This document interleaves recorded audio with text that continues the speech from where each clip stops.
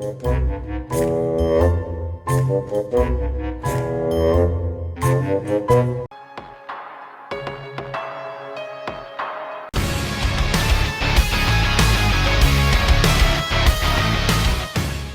morning, afternoon, and evening, ladies and gentlemen, and welcome back to another Bomber game reaction video. And we got the Winnipeg Blue Bombers defeating the Toronto Argonauts 31-21. Interesting thing I will say to keep in mind, though, this was not with Chad Kelly. This was with Cameron Dukes. So it is what it is. But overall, Bombers do get the win. But first, before we get into the game, so first off, it's important to recognize this was Truth and Reconciliation game, as Truth and Reconciliation Day is this weekend sometime, I believe, either this weekend or Monday, something like that. And yeah, so they had the national anthem had sung it in, I believe it was Cree, I believe. My apologies if I'm incorrect in that regard. But it was really nice just seeing kind of the showcase of the Indigenous, culture and all that. And it was a cool thing to do. And they had those orange jerseys. They'll be auctioning them off. Sadly, I don't have all the money lying around to go and bid on it, although it is tempting. But I would love if they made even like a full jersey of that was readily available. I think that would just be fantastic, but it is what it is. Another thing that would happen before the game would start is the Bombers would do a proper thank you to Andrew Harris. So Andrew Harris wasn't playing tonight, but he was on the sidelines in Toronto. And so just kind of nice, just paying our due diligence. I'm not even gonna try to say it anymore. I fucked it up too many times. Due diligence. There we go. I did give it a try. To Andrew Harris for all that he has done for the Bombers. And so it was really, it was nice to see that kind of recognized and still going even after, being out for 2 years. So it is what it is. And yeah, overall, but before I guess we get into this game, it's important to mention that this video is sponsored. Do you find yourself not having razors with skin-safe technology? Carter! Yeah? You have a razor? Yeah, here's this no-name one. Oh, okay.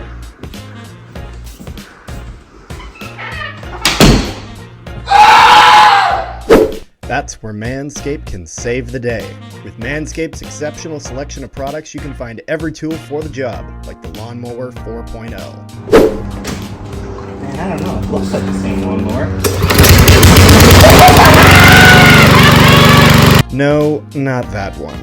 Carter, do you have another razor? Yeah, here you go.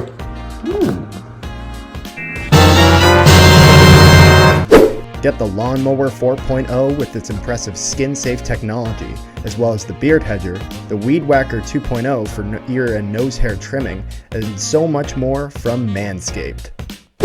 I must say, after receiving this product from Manscaped, I've been quite impressed with it, especially this Beard Hedger here. Me personally, this is my personal favorite, the best razor I have used, and I just love the way that you can adjust the height really easily. But they have some excellent products. So what are you waiting for? Make sure to check out the description below, click on the link, and use promo code NHP on Manscaped for 20% off your order. Now, without further ado, back to the video. All right, thank you so much to them for sponsoring this video, and let's get into it. So, first quarter, there would be actually a bit of trickery on the kickoff return, as Holm would get a nice big return. What is this return? Whoa! Get wide! Get wide! Go! Little bit of trickery to start. Interesting how Holm ends up with the ball, defensive player playing kickoff return, running with it, but he would get a good push, and the Bombers would push it down, and Brady Oliveira would put up the first touchdown of the game. Yes! Go! Get it! Get it! Get it! Get it! Get it! Yeah! There we go! There we go!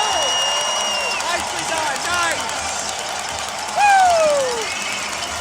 And it's Oliveira! Oliveira with the touchdown convert is good. 7-0 Winnipeg. I said going into this game, it would be very, very important for Brady Oliveira to be the standout running back, to kind of show up A.J. Ouellette. A.J. Ouellette would have a great game as well for the time that he did play. Oliveira would be in the whole game. A.J. Ouellette would be in part of this game. And overall, I was very, very happy with Brady Oliveira, even having a bit of competition on the other side of the field in another running back who's very, very capable. I still believe Oliveira is better, but obviously I'm a bit biased in that regard. But overall, I was pleased that didn't seem to phase Brady Oliveira in the slightest. However, when the Argos would get going, AJ Ouellette would make a huge run to start. Argos would then take a procedure penalty. It was very, very loud in the building. Sold out crowd here tonight at IG Field. And then Argos would get a touchdown. AJ Ouellette. Get to him! Get to him! Get him there! Oh, Alexander, you gotta have that. Damn it. And that's going to AJ Ouellette. Gets the touchdown. Convert is good. 7-7 game. So Argos would go to kick off again, and the Bombers, they pull off that shenanigans twice. It's one of those things where, wouldn't expect it the first time, really don't expect it twice. All right, come on, Parker. We're doing it again? Good run. Yeah, it takes a lot of balls to do that play and to do it twice. It's because the second time they're going to be more wary for that. However, at the same time, they're also guessing, okay, they're not going to do that twice in a row, except they did. We got 40 yards off that. Wouldn't pull it back for the rest of the game, though. It was good call, though. The Bombers would get going. There'd be an excellent block by Pat Neufeld on a pass. And it was one of those things where I feel like it's very, very important to point out. And so this is one where Pat Neufeld engages in a two-man block, in which there's a blitzing linebacker. He breaks off that block, picks him up, and keeps Zach Caleros safe to make that beautiful pass. So excellent block by Pat Neufeld. I was overall mostly pleased with the offensive line tonight. The D-line for the Argos is pretty solid. But overall I was generally pleased. So the Argos would get a good punt return off of a bad punt by Sheehan. And this one it didn't get the height that you'd hope for, kind of squibbles a little bit. So maybe just kind of hit it wrong. Would go down. Argos could get a nice return, and the Argos would push all the way down the field, and Jukes Jeffcoat gets a touchdown.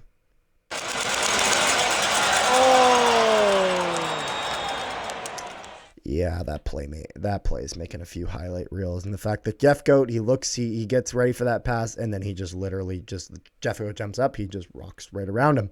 So that's one where, probably best to go for the hit next time. So hopefully that's a little bit of a learning curve there. Convert is good, 14-7 for the Argonauts.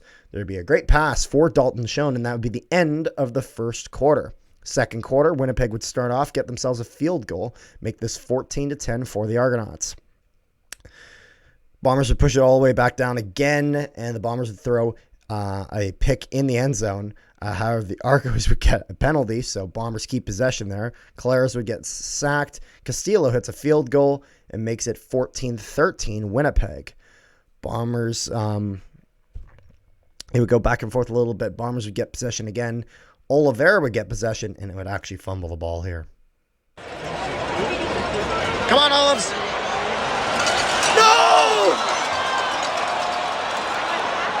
Oh my God. Rare fumble by Brady Oliveira, but it did happen. It is what it is. And so this is where I'm starting to get a little bit frustrated with our defense, as stop giving the QB the run option. There were times where we lost contain. There were times where we had contain and he ran up the middle and our linebackers were nowhere to be found getting that. We had problems with our corners just being able to read those routes, pick up on it. And I'm not even expecting even an interception, even just getting a hand in the way, causing disruption without getting pass interference, in the sense of I'm not talking, and we were generally pretty good with penalties tonight. In not taking them. But it was one of those things where I'm not expecting us to get like a full body in front, but like, get a hand, get something in the way without like actually making proper contact with them to avoid a pass interference. But it just seemed like we weren't really getting that in the first half of this game. The Argos would get themselves a field goal and make this 17-13 for the Argonauts going into halftime. Third quarter, Bombers give up a single at the start, making it 18-13 for the Argonauts. Toronto would take a defensive pass interference. It would be a first down for the Bombers. Bombers would keep going. Castillo would hit a 49-yard field goal. Castillo would have a 49-yard field goal attempt, hits the sidebar, the bottom bar, and goes out. So doesn't count, but just razor thin close. Castillo would go 6 for 7 tonight. So good night for Castillo, though. That was a hard kick. It is what it is. There'd be a good punt return for Parker after the Argos would give a little bit of offensive try, and there'd be a 46-yard field goal that is made by Sergio Castillo, 18-16 for the Argonauts to end the third quarter. We would go into the fourth quarter. There'd be a 32-yard field goal for Boris Beatty, making it 21-16 for the Argonauts. Caleros would throw a pick. I was like, shit. Argos would fumble the ball, though, right afterwards, and it would be Bomber ball. So good to get that ball back, but it was one of those things where it's like, all right, the universe is giving you a second chance. Now you got to make the most out of it. It is what it is, though, but Castillo would end up getting another field goal, making it 21-19. A lot of field goals in this game for the Bombers, much more than usual in terms of having to either be in range or relying on that kick to get us some points. And Castillo was great. Scott would go in for the Argonauts, a third-string quarterback. He'd play a bit, and the Dukes would come back out. But he does go in at this point in the game. And at this point, I'm like, the defense is really starting to get going at this point in the fourth quarter, which kind of finally, just because they'd played okay for a good amount of the night, but nothing, I guess, that spectacular. And it was one of those things where it was starting to become clutch. So when the defense plays better, it's more noticeable because it's in an important time in the game. It was just one of those things where, especially because they didn't do so well with AJ Ouellette in the start of the first quarter, it was kind of something that it took a bit of time for that kind of negative energy feeling of the defense to kind of wear off, but it does here. Defense starts to get going. Oliveira playing great, has played great the whole game. Bombers would push it all the way down, and then Dakota Prukop would get the Bombers another touchdown.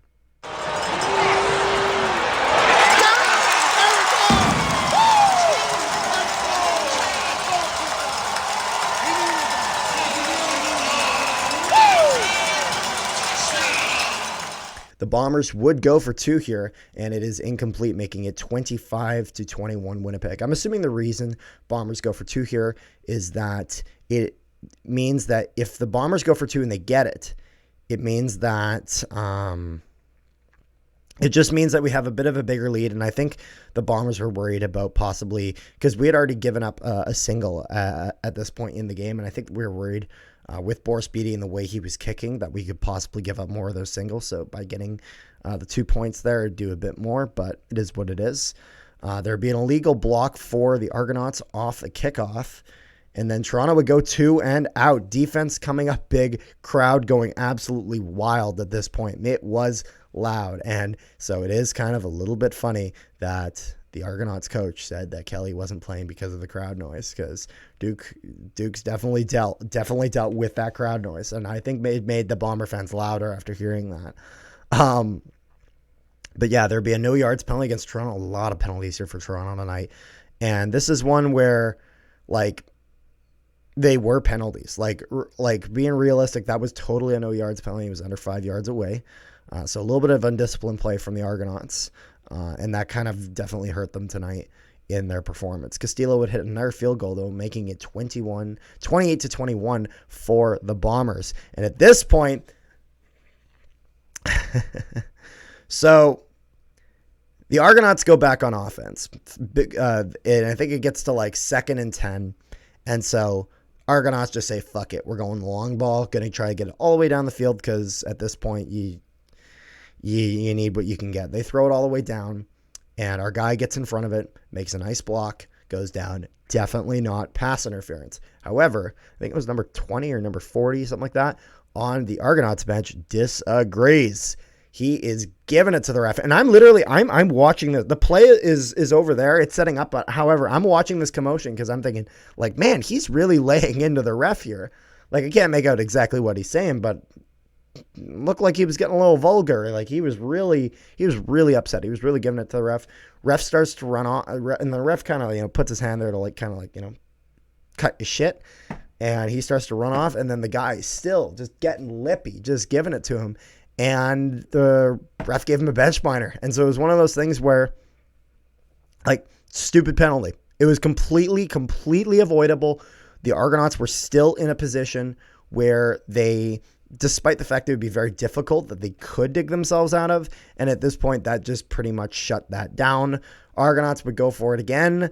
Turnover on downs because they don't get the yardage they need. They might have had that yardage if they had not taken that bench minor penalty. So just, you can't afford to take a bench minor. You gotta. So if I'm the Argonauts coach, I am just chewing this guy out in the locker room, because that's just, it's unnecessary. It's an avoidable penalty. It's something that, it's not like a holding where it's easy to accidentally, hold on a little too long when that guy starts to get past you. It's not like that. This is very much a play where, he had 100%, he was 100% in control of what was going on, and he chose to act like that. So that's the way it is. I've seen my own team doing it in whether it was minor hockey, or whether it was, watching professionally, watching, the Jets games, all that, watching Bomber games. I've seen it happen. So I'm holding them to the standard, because I would hold myself and the teams that I support to the same standard. Castillo, though, would hit the field goal and seal the deal. 31-21 Winnipeg.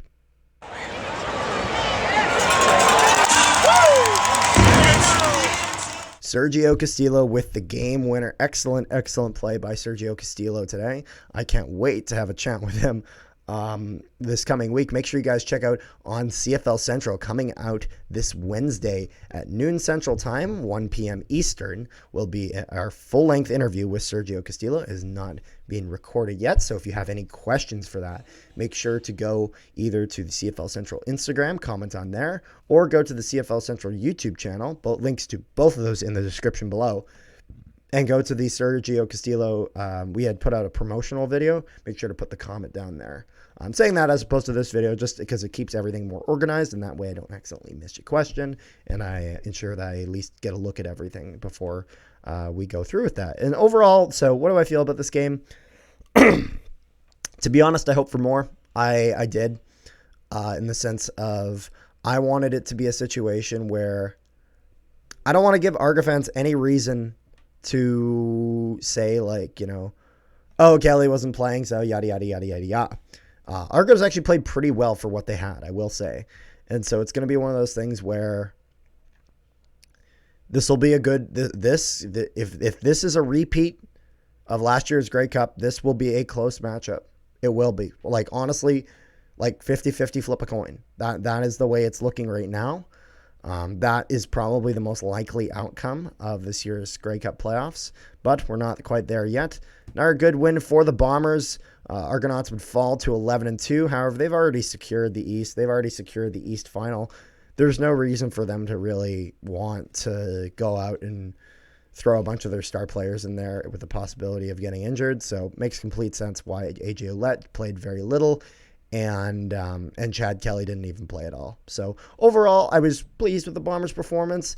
Expected a little bit more defensively. I'm not a big fan of this play mid the whole game, make it all up in the fourth quarter. They've been doing this for years, and it works, but we've had it bite us. So I'd like to, we had a good start, good finish. The middle was a little murky. But it is what it is. Overall, Bombers won, beat the Argonauts, who are first in the league when it comes to points, so can't really have that much to complain about. But overall, I enjoyed the game. Let me know what you guys thought of the game in the comment section down below. Make sure you guys like, share, and subscribe if you have not already. Like the CFL Central videos and subscribe to CFL Central. Promo code for Manscaped will be down in the description below, as well as the pinned comment of this video. And I will see you guys all next time. Can they take the lead on this drive?